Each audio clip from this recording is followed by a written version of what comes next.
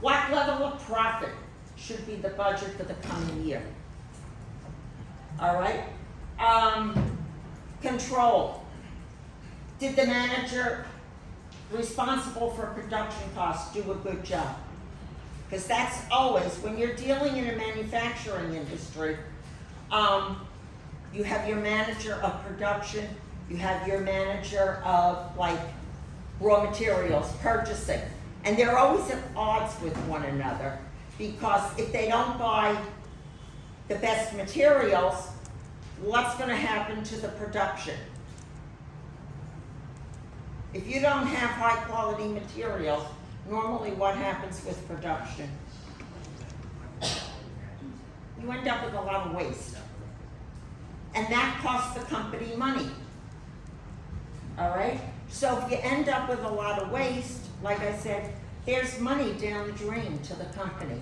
And then they argue with one another because remember, if the project doesn't come in pretty close to budget, who gets blamed? The managers, you know? Like when we get to budgeting, I'll talk about what I did to my managers or my people that worked for me. And, you know, I mean, I basically gave them a blank budget sheet. And I said, make a budget, but make it accurate.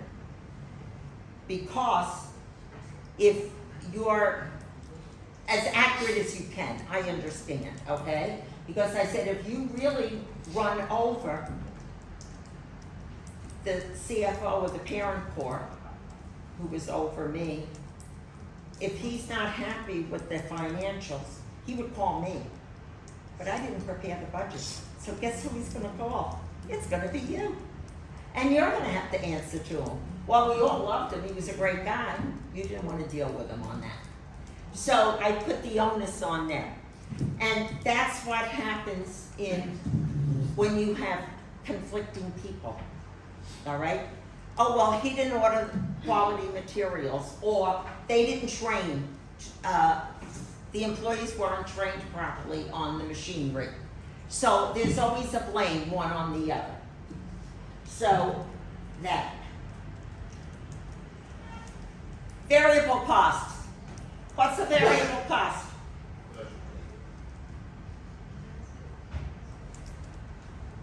What would be a variable cost in managerial accounting?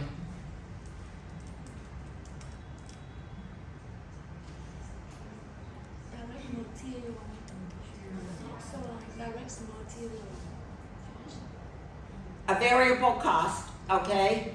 It's in materials, but with a variable cost, that will increase with production. Okay? Variable costs change directly in relationship to production. So think about the production of an automobile. If you produce one automobile, how many steering wheels do you have as a variable cost? One. If you produce 5,000 vehicles, how many steering wheels do you have to order? 5,000. Because variable costs are in direct relationship to the production of the product. Fixed costs don't change. If you pay $300,000 a month for rent for the factory and you produce one car, or you produce 5,000 cars, how much is your rent for that factory? $3,000.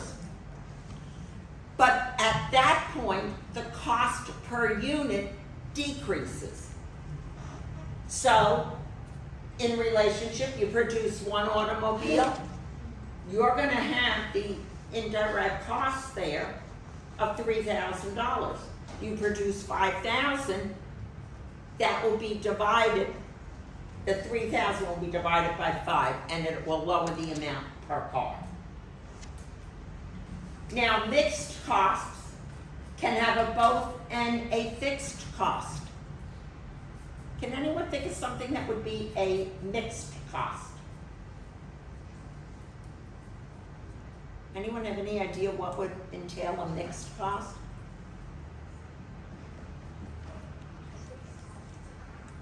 Think about a salesman. They can get a salary, right? And then they may get commission based on their sales. So would that be considered a mixed cost? Yeah, because they would have their salary, which is a fixed cost, they're gonna get that no matter what. And then they get X number of dollars per car that they sell or item. That would be considered a mixed cost. And then step costs, they're for a range. So think about rent. You may pay rent $23 a square foot for between 1 and 1,000 square feet. So if it's 1 square foot, it's $23. If it's 1,000 square feet, it's still the same. But then when you go to the next range, anything over 1,000, you're gonna have another range. So those are known as step costs. Now, again, variable costs, they change in proportion to changes in volume, okay? Production costs equals $91 per barcode reader. The total variable cost at a production level of 1,000 is 91,000. Total variable cost at 2,000 units is 182,000. It's just multiples of the number of units produced. So you see on the chart, it goes up as per the number of units produced. The fixed cost we know doesn't change. They have 94 a month. Now, again, no matter what's produced, the fixed costs are $94 per month. Straight line. Discretionary. Now, management can easily change in the short run, advertising R&D. You may take it from a fixed to a variable.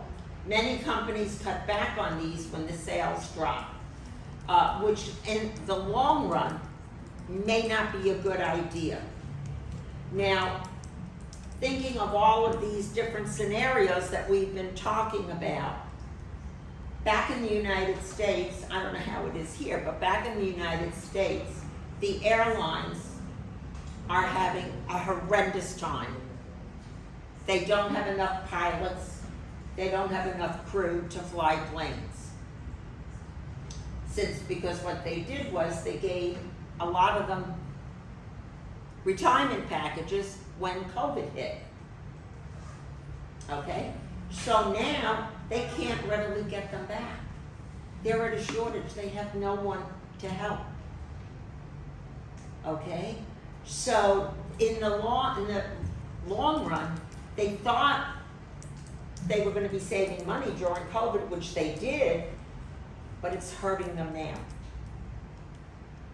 So, you know, like it says here, they cut back on costs when sales drop, which could be short-sighted, and that's what happened in the airline industry back in the US and also in Europe.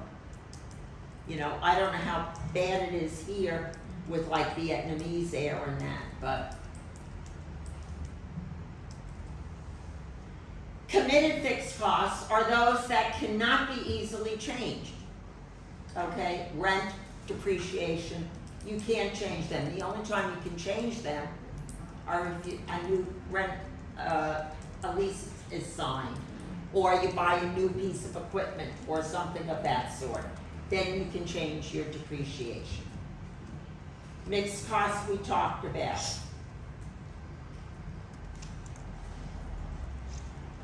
Cost estimation, okay?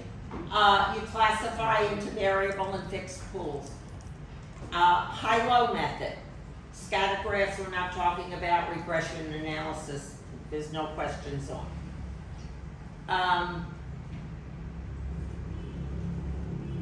Okay, that was that. High-low method. It's a utilization of a cost information that you use from different periods. So normally when you do it, it should fit into almost a straight line. And what you do is you take the total cost at the lowest or highest level minus the variable cost at the lowest or highest. So in our example here, we see the highest is July with a production of 3,000 units and a cost of 400,000. Okay? Now you can see October is also 3,000 units, but the cost is only 218, so that doesn't meet the high.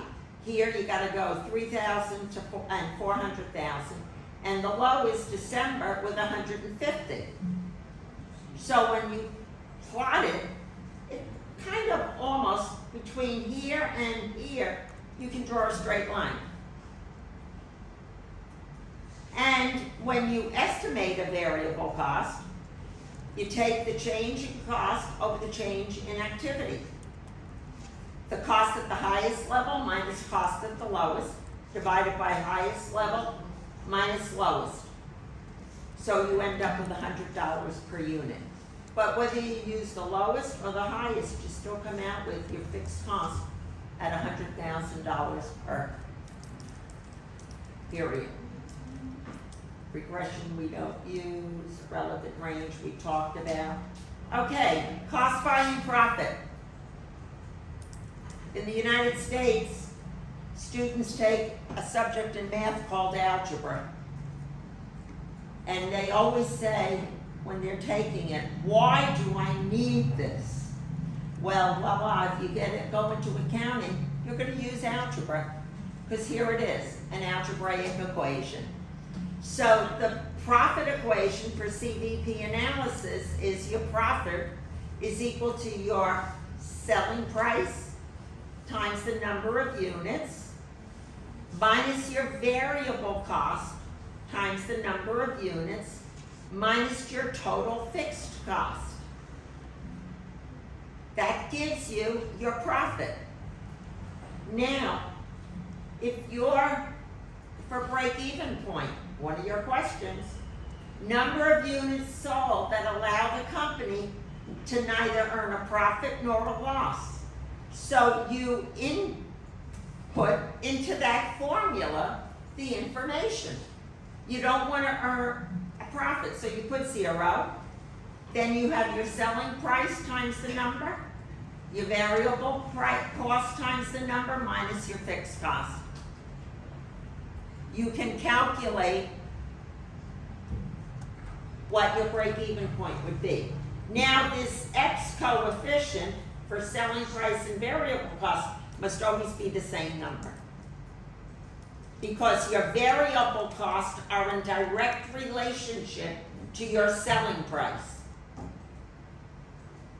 So your X, if it's 50 units, selling price times 50 units, variable cost times 50 units. They've always got to be the same, so keep that in mind. The break-even chart, you don't have to chart anything, but here is where you show the break-even chart. Anything above is a profit, anything below is a loss. So an example, code conduct has the following cost structure: selling price per unit, variable cost per unit, monthly fixed production, monthly fixed selling and administrative. Calculate the break-even point. So if you think you may forget it for the final exam, mark this PowerPoint slide that if you don't remember, you can come and look at it while you're working on your exam. Break-even point 0, you do the formula, 200 times X minus 8150 times X minus 165. Okay, 11850 times X times 165, X is 1,400 units. Okay, easy does it. Margin of safety, remember that? No, you don't remember margin of safety? Okay, margin of safety is the difference between the expected level of sales and break-even sales. Break-even sales, what do we end up with? Zero profit, correct? Margin of safety would be anything greater, would be the margin of safety. So here, if break-even sales for the model is 280,000, and the expected sales are 350, that's what you're expected to sell, you're gonna have a margin of safety of $70,000. That is over and above what you were expecting. That's known as your margin of safety. You can also do a ratio. It would be margin of safety over your expected sales, it would be 2.0. Contribution margin. Okay, this is used a lot by managers for quick calculations on some scenarios. Because what you can do is you can see the difference in your contribution margin with one additional item being sold or manufactured. So it measures the amount of incremental profit by selling an additional unit. So if you're in a meeting and they say, well, what happens if we decide to sell 100 extra units? You can use this 1, 2, 3. Give you nice calculations. So here, the contribution margin for Code Connect is $118.50. Your selling price times your variable cost per unit. This is the contribution margin per unit. So, for Code Connect, how much incremental profit would be generated by selling 100 more units? You can do that in a matter of seconds. 100 times, whoops, sorry about that, guys, times the 118.50. You've got the number in a matter of multiplying two numbers together. So if you're in a meeting and an executive says, well, what happens if we want to sell 500 more units? What would be an impact? 500 times the contract. Okay, here's the number. They would think you're a genius. Because if you're the managerial accountant, trust me, the people higher up. Now you can also calculate, hey, I was in business for 40 years before I retired and went into teaching. He's still in it. 50 some odd years, so. Yeah, we're old. Units needed for a target profit. You solve your equation again. It's that accounting equation. Algebraic equation. Unit sales X needed to attain a specified profit. Total fixed cost plus your profit divided by selling price minus variable cost. So that would give you how many items you need. So it would be total fixed cost plus the profit divided by the contribution margin. You can also get a contribution ratio. Selling price minus variable cost over selling price. That gives you your contribution margin ratio. You can just multiply the items. So for that DX, the ratio, 200 minus 8150 divided by 200 gives you an contribution margin ratio of 59.25%.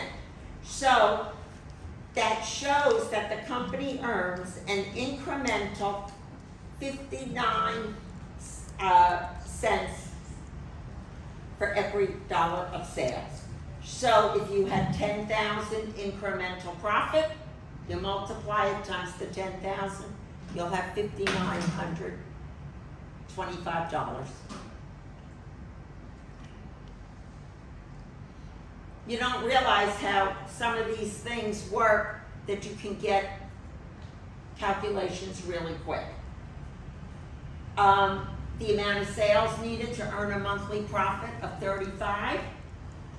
Okay, again, 35,550 total fixed costs plus the profit over the contribution margin ratio. You add your fixed cost, your profit, divide by the contribution ratio. You're going to need 340,000 in sales.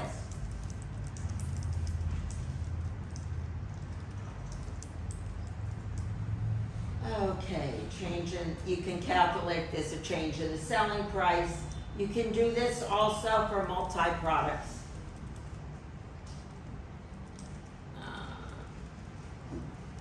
There's nothing on that. Increase in profit. Oh, operating leverage. It's the level of fixed versus variable costs in a company. A company with a high level of fixed costs also has a high operating leverage. So they're seen more risky. Constraints. Due to shortages of maybe space, equipment, or labor, there can be constraints on how many items that can be produced. So you need to utilize the contribution margin per unit to analyze the situations. So if you get a question dealing with constraints, look for that for an answer.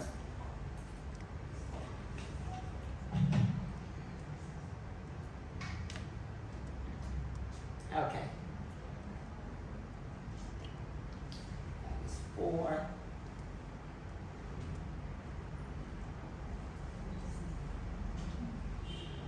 Variable costing. Oh, I think didn't we have one of your projects was on full and variable costing? I think it was on like unit 8. Didn't you have to figure full and variable costing? Yeah, full costing and variable costing. On your final project, right? A full and absorption. Yeah, variable, well, absorption and variable full, yeah. Same thing, there's interchangeable, all right? But you had to do that. Oh, remember guys, if you have not submitted any of your projects, get them in ASAP. Everything needs to be in by Monday. Oh, that's funny. How many have not submitted everything? Oh, all right. Not too bad. No, but seriously, they need to be in by Monday. Because if not, then you have to go through CITC and apply for an extension. And you don't want to do that. All right? If you submit it on Monday, guys, I will definitely not get you graded probably until Tuesday. Usually you get them back, like if you submit them during the day or at night when I'm sleeping, they get graded the next day. But again, I'll be flying on Monday. I'm not sure how the internet will be and how much energy I'll have. So I won't get to them at least until Tuesday, but they will be done on Tuesday. Variable costing. What's variable costing?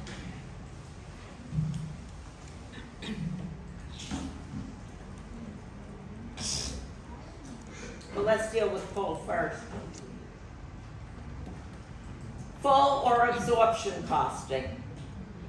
Now, for you guys, where it says the first one are required by GAAP, that doesn't make any difference to you because you guys use international financial standards. So you got, but for us in the US, we have to use this. Inventory costs, the difference is what's included in inventory, is the difference between full and variable. So for full or absorption, you're going to include your direct materials, your direct labor, generally variable, and your manufacturing overhead. but it includes both the fixed and the variable portion of the overhead. So for full, you've got, that's included. Variable, inventory includes direct materials, direct labor, and the variable manufacturing overhead. Your fixed manufacturing overhead is a period cost. Now, remember we talked about period costs about an hour or so ago, and period costs get what? Expensed in the period in which they occur. It's helpful for internal decision making, but cannot be used for GAAP. So this is a little chart that shows full costing, okay? Direct materials, direct labor, manufacturing overhead, inventory, fixed, your selling cost and administrative. Then we have our variable, direct, manufacturing, fixed, selling cost, administrative. That's the difference in what was your project, a total of 5 cents per se, but still. But that was the difference to be used in calculating your ending inventory. The only difference is the treatment of fixed manufacturing overhead. All right? Under full, it's included in inventory. Under variable, it's expensed. Now, you have to do a variable income statement. And you had to do that on your Unit 8 final project. Yeah. No. You classify all expenses in terms of their cost behavior as either fixed or variable. When their variable and fixed are separated, the contribution margin can be presented. Because we know the contribution margin is revenues minus variable expenses. And it allows you to use reasonable estimates as to how much profit will change with changes in sales. And like I said before, that's a really good, quick, easy tool for managers to use if they want to know, well, gee, if I produce X number more. So, variable costing, sales are 100, contribution margin is 65. You have your contribution margin of 65%. The change in the contribution margin, if the sales change by $10,000, it'll be $6,500,000. Full costing income statement, your sales, less cost of goods sold, your gross margin, selling administrative, your net income. Variable, sales, you then have your variable costs, goods sold, selling expenses, administrative, contribution margin, less your fixed costs, net income. What do you notice? What's the net income? Is there any difference? Is there any difference in the net income? Where's the difference?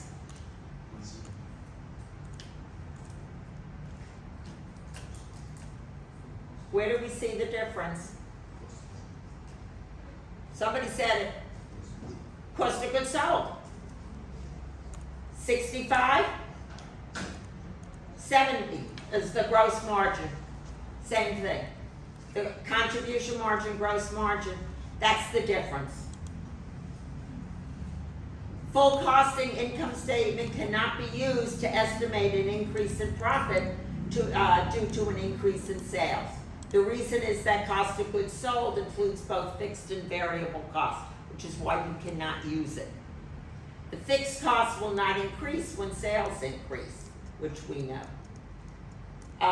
In the effects of production on income, we have a selling price of $2,000. We have variable costs of materials, labor, overhead, fixed manufacturing, fixed selling, fixed administrative, and unit of production. So, variable production cost for 5,000 units, you have your total material, total labor, total overhead, variable cost per unit. For full cost for 5,000 units, you come up with the cost.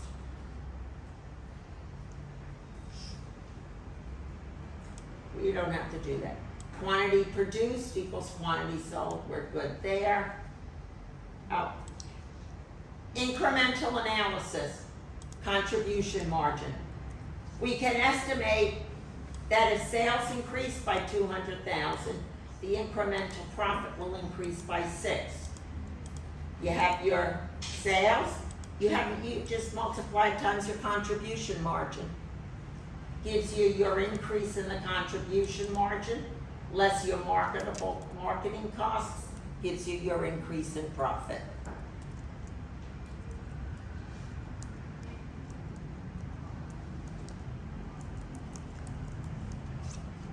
think we're almost done with this one. Okay. Last chapter for the night. And we're pretty much just about on time.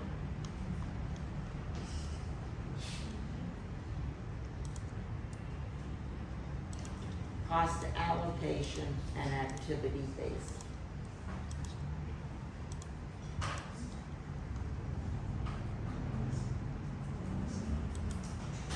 Why do we do a cost allocation? It helps with decision making. You reduce common resources, elevation of services, and you get full cost information. So why do firms allocate?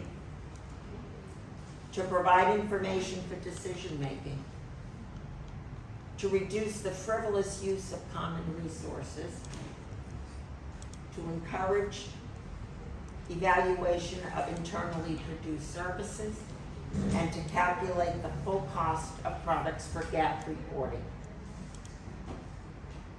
The purpose is, when managers use a company resource, they're receiving a charge for that use.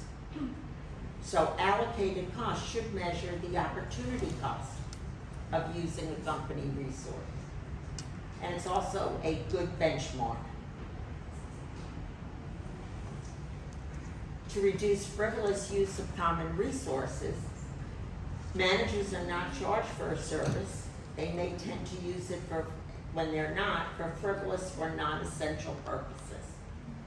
Okay, such as hidden costs as slower service. Allocation provides an incentive for departments to reduce the frivolous use. Encourage evaluation of services. You always have to go over and review. If costs are not allocated, there's no incentive to evaluate the services and look for a lower cost. You can always find something that you could lower costs and still produce quality services. With cost allocation, there's a strong incentive to critically evaluate the efficiency and necessity of services. To provide full cost information, as we know, GAAP requires it, also called cost plus contracts. This comes into being if you're writing contracts for certain production.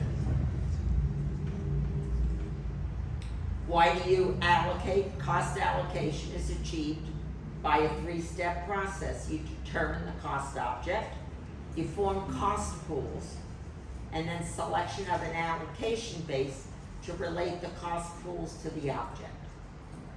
So, determine a cost object. Look at your product, your service, or department that you need to allocate. The object is referred to as the cost objective.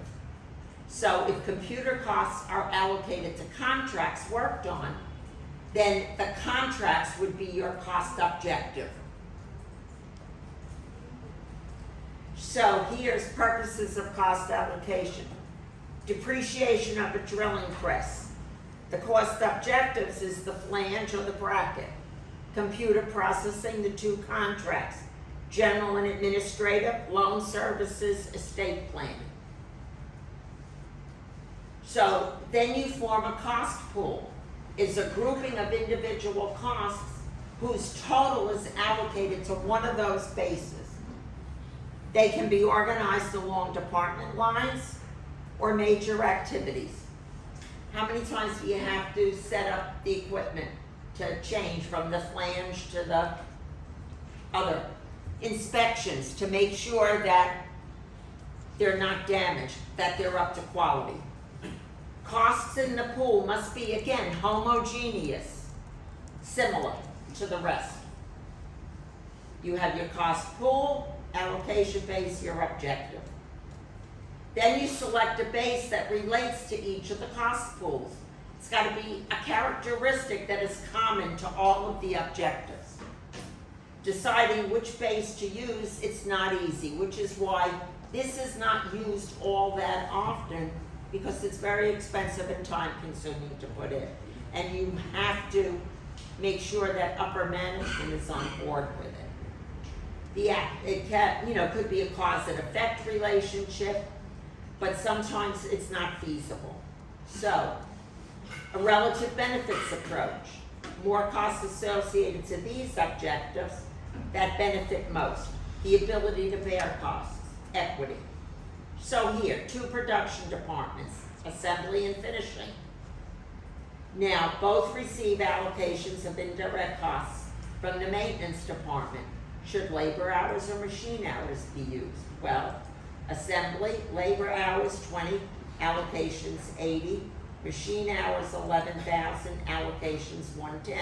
The allocation rate is $4 or 10. Service departments, production, service, the cost pools. Allocate janitorial, the base square footage. Assembly department is 20,000, finishing department is 30. $2 a square foot, you allocate it between the 2 departments.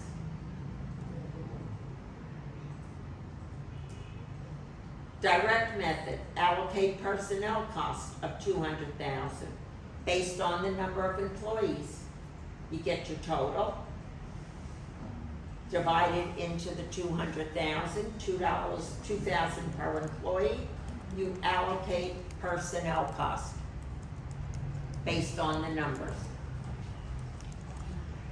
Direct method, service department into production and finishing, personnel into both. And they both go to make the product. Janitorial department, a cost of $100. So $40,000 goes to production, $60 to finishing. Personnel, $120 to production, $80 to finishing.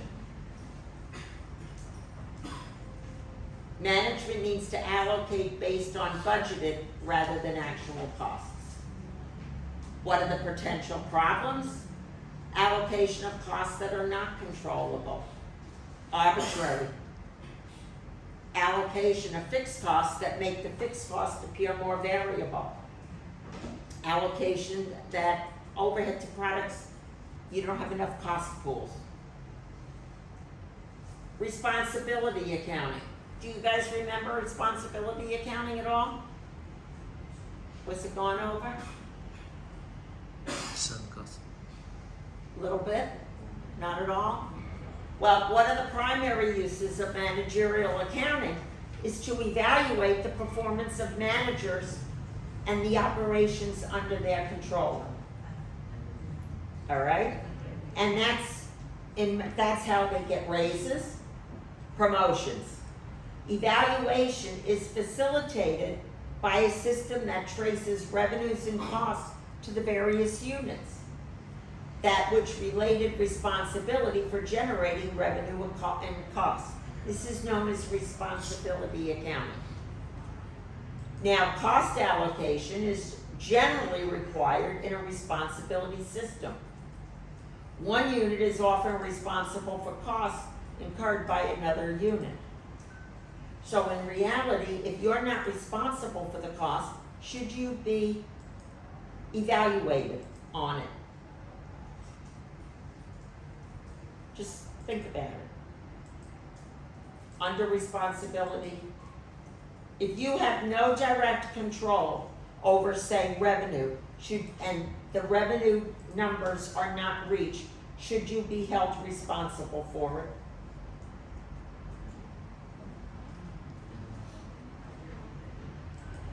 No. Because you have no control over it, okay? Absolutely none. So if you have no control,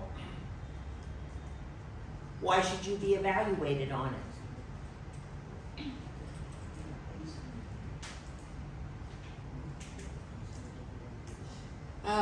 And that's what happens. Controllable costs are affected by managers' decisions. So, and the only decision that you're responsible for is what you have, what you're in control of. Arbitrary allocations. Cost allocations are inherently arbitrary. Typical, there are a number of bases that are justifiable. Let's see. Lump sum costs. If you don't have enough cost pools, some products are going to be overcosted, others will be undercosted. And you may not have an accurate profit or loss for that particular product. Because if you don't allocate your overhead costs correctly, okay, you may not have an accurate amount. So you're maybe losing money in reality. The more overhead cost pools that you have, the more accurate are your costs. Here, if you have too few cost pools, you're not going to have an accurate amount.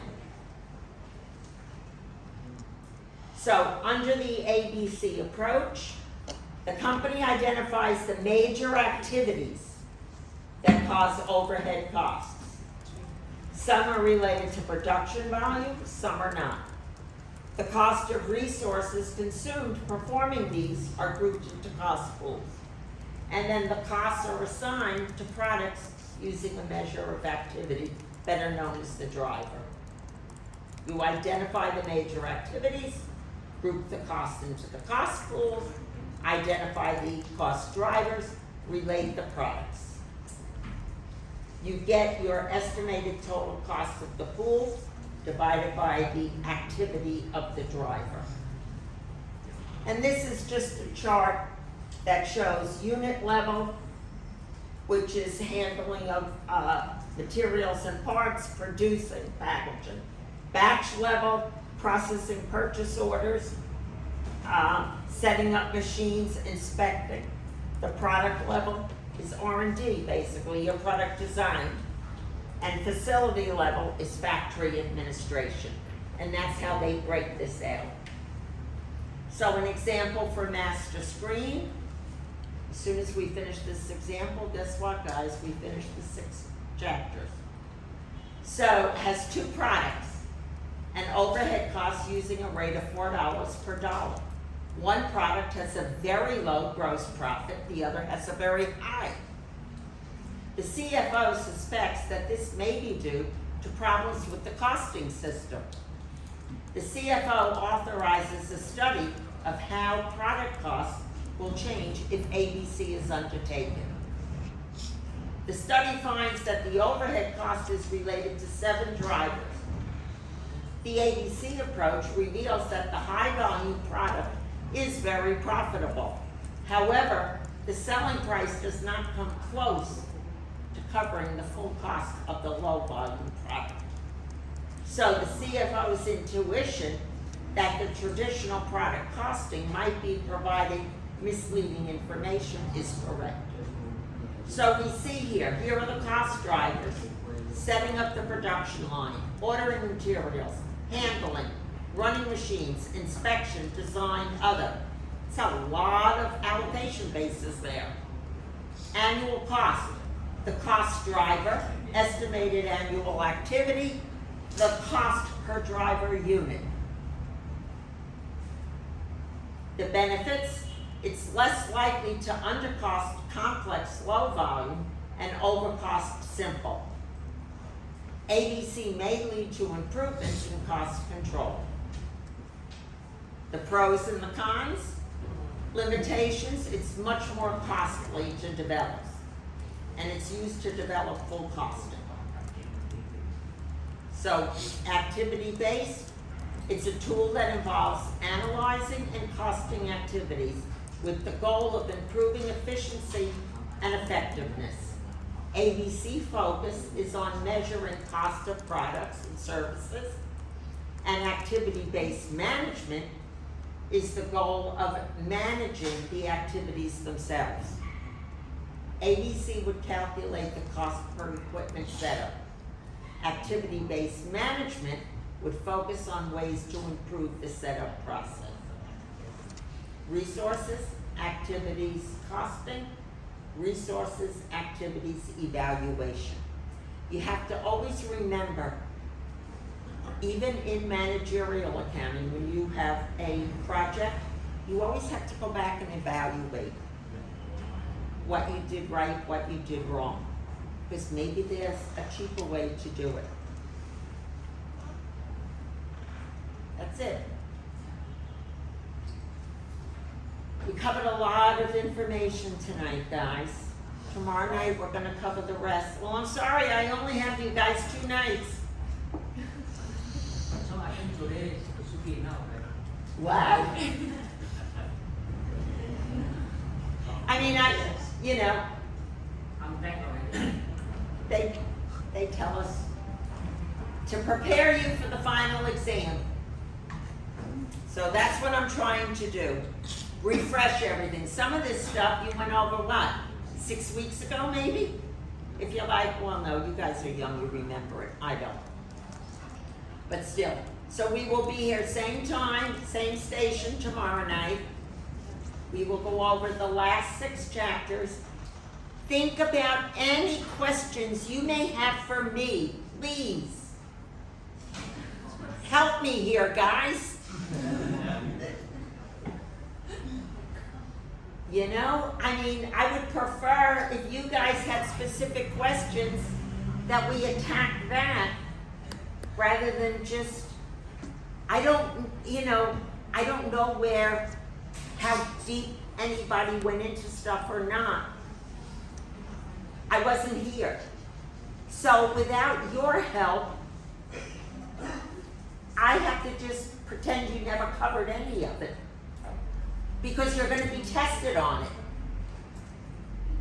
So I need to make sure that you're prepared. And I want the same outcome here that I have in Hanoi. Okay, like I said, 95 and 100. That was the average, that was the grades. When I looked at them this afternoon before we came, and I'm going down, 95, 100, 100, 100, 100, 100, 95, 100, 100, 100, 95, 100, 100, 100. Okay? And literally, they came in to take the exam. What was it, Alan? About 45 minutes? Less than that. Within probably a half hour, they were out of there. Okay? You know. Because they are all on the outside. That's why they are. But within a half hour, they were finished. I think it was more, it was, what? Yeah, but what happened too, like, you were sitting in the back, and up in the front, there were a couple that had their computers already closed down, but they were waiting for the first person to get up and walk out. So they were probably done in 10 minutes, okay? But,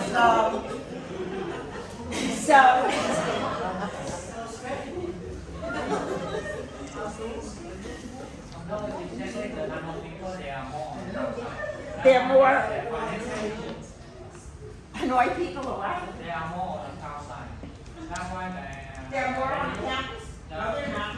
No, Like people in Hanoi,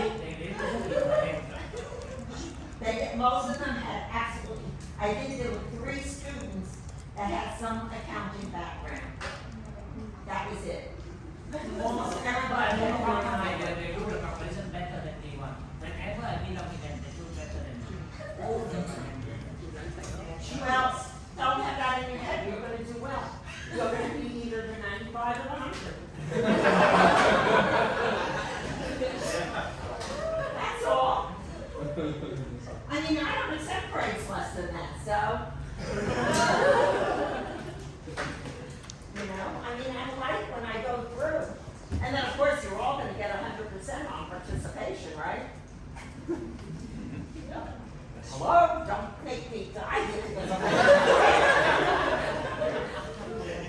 You're all gonna, because I don't put that grade in. That's done by here. So, I mean, you know, if we have to go talk to somebody, make sure you get it done before they send me the participation grades. So anyway, guys, I'll see you tomorrow night. Yeah.